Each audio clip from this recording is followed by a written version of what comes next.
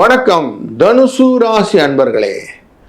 உங்கள் ராசிக்குரிய ராசிநாதன் வருடக்கோளான குரு உங்கள் ராசியிலே அமர்ந்து பார்த்து கொண்டிருக்கக்கூடிய சூழ்நிலையில் சூரியனானவர் 9ஆம் இடமான சிம்மராசியிலிருந்து 10ஆம் இடமான கன்னிராசிக்குள்ளர் செல்கிறார்.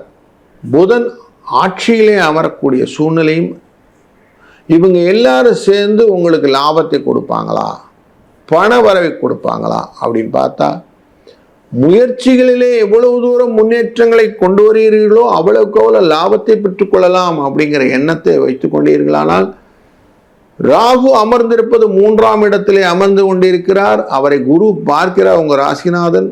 அதனாலே முயற்சிகள் எல்லாம் ஓரளவுக்கு மெட்டீரியலைஸ் ஆகிட்டு தான் இருக்குது. லாபஸ்தானமான துலாஸ்தானத்தையும் பார்க்கிறார். அங்க செவ்வாய் அமர்ந்திருக்கிறார்.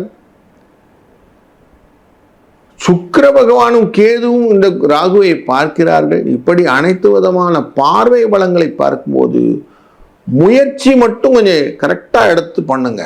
என்ன பண்ணணும்ன்ற பிளானர் சொல்லுவோம், அந்த மாதிரி பிளானரை கரெக்டா டிஃபைன் பண்ணுங்க. அதை பண்ணிட்டீங்கன்னா போதும்.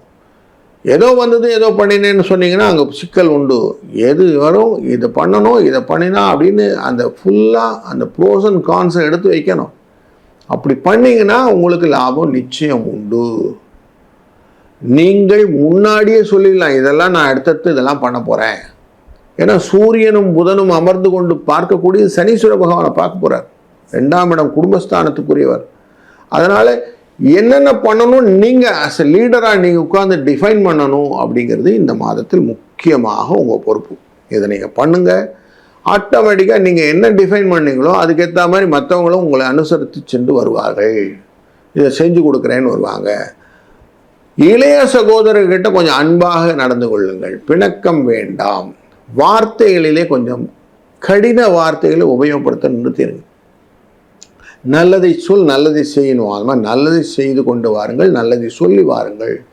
அதனால் என்ன ஆகும்னா நல்லது நடக்கும். சுக்கிர பகவான் அமர்ந்திருக்கக்கூடியது 9ஆம் இடம் அப்படிங்கிறதுனால பண வரவுக்கான வாய்ப்புகளை நிறைய கொடுக்குறாரு. ஆனாலும் தேவையில்லாத எக்ஸ்ட்ராவாக நீங்கள் போயிட்டு பணம் கிடைக்குதுன்னு போனீங்கன்னா அந்த காரியத்தை தடுப்பதற்காக கேது அமர்ந்திருக்கிறார். தொழிலிலே சூரியனும் புதனும் அமர்ந்திருக்கிறார்கள். அப்போது நமக்கு தனலாபம் வருவதற்கான வாய்ப்புகள் அனைத்தையும் கொண்டு வந்து நிறுத்தியிருக்கிற ஒரு நல்ல மாதம் இது. பண வரவு நல்லதாக இருக்க போது, கவலையேப்பட வேண்டாம். புதிய விஷயத்துக்கு முயற்சி செய்து பிரயாணங்களும் இடப்பெயர்ச்சிகளும் டிரான்ஸ்ஃபர்ஸ்லாம் கேட்டிருந்தீங்கன்னா நல்லபடியாக நடக்கக்கூடிய சூழ்நிலையும் உண்டு. சம்பள உயர்வுடன் கூடிய பதவி மாற்றங்கள் இந்த மாதத்திலே எதிர்பார்க்கலாம். தன லாபம் உண்டு. கொஞ்சம் புத்தியை எக்ஸ்ட்ராவாக செலவு பண்ணுங்க. அது மட்டும் கொஞ்சம் டியூன் பண்ணிட்டீங்கன்னா போதும்.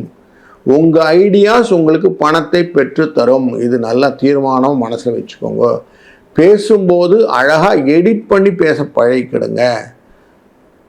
பேசின பிறகு ரெக்டிஃபை பண்ணுறது வேண்டாம். சொல்லுவதற்கு முன்னவே கரெக்டாக அதை எடிட் பண்ணி பேசுங்க. அப்படி பண்ணிங்கன்னா உங்களுக்கு கரெக்டாக இருக்கும். லாபத்தை நோக்கிய வார்த்தைகள் உங்களுக்கு லாபத்தை பெற்றுத்தரும். அனாவசிய பேச்சுகள் வேண்டாம். இதெல்லாம் இந்த மாதம் ரொம்ப கரெக்டாக வச்சுக்கிட்டிங்கன்னா உங்களுக்கு வரவு நிச்சயம். தர்மம் செய்வது கொஞ்சம் மனசில் வச்சுக்கோங்க. கொஞ்சம் காசை தசமபாகம்னு சொல்லுவோம், 10% அப்படின்னு சொல்கிறத நீங்கள் செலவு பண்ணுறதா இந்த மாதத்தில் வைத்து கொண்டீர்களானால், நான் புரட்டாசி மாதமே தானம் செய்வது ரொம்ப நல்லது. அப்படி செய்தீர்களானால் உங்களுக்கான லாபமும் வரவும் நிர்ணயிக்கப்படுகிறது. இந்த மாதத்திலே ராமரின் வழிபாடு உங்களுக்கு அனைத்து விதமான கஷ்டங்களையும் நீக்கி நல்லதொரு பலனை கொண்டு வந்து தரும். நல்லது நடக்கும், நல்லதே நடக்கட்டும். வாழ்க வளத்துடன்.